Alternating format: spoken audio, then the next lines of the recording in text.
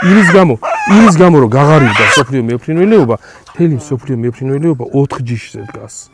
ბროილერის 2 ჯიში და მეკვერცხულის 2 ჯიში. ანუ მთელი ეს ქათამი რაც მთელ სოფლიოში მოყავთ და სოფლიოში პირველ ადგილზე ხათმის ხორცის წარმოება, რო იცოდეთ საერთოდ ხორცის წარმოებით დაახლოებით 134 მილიონი ტონა ქათმის ხორცია ყოველწლიურად იწარმოება სოფლიოში. ანუ პირველ ადგილზე იწარმოება ქათმის ხორცი, ფრინველის ხორცი ქათმის და შემდეგ მოდის ღორის და შემდეგ მსხვილიქოსანი და ასე შემდეგ. აი ეს წარმოებული ჯიშები, რომლებიცაც ჩვენ ბროილერს ვეძახით, არის 2 ჯიში, კორნიში და პლიმუტროკი, რომელსაც 2 ჯიშია, რომელიც აწარმოებს ბროილერულ ქათამს და ლექორნი და ხაისეხს ყავისფერი არის მეკვერცხული ჯიშები. ანუ გენეტიკური გაუმჯობესების მიზნით უკვე მოიძიებს სოფლიო სელექციონერები მივიდნენ იმ დასკვნამდე, რომ მოიძიონ ადგილობრივი ჯიშები, რომლებსაც დაურთავენ აი ამ წამყვან ჯიშებს, წამყვან 4 ჯიშს, რომელიც გაუმჯობესებს მათ ხარისხს. გამიგეთ როგორი ვარიანტია. აი ამ 4 ჯიშის ხარისხს, რომელიც აწარმოებს სოფლიო მეფრინველეობას.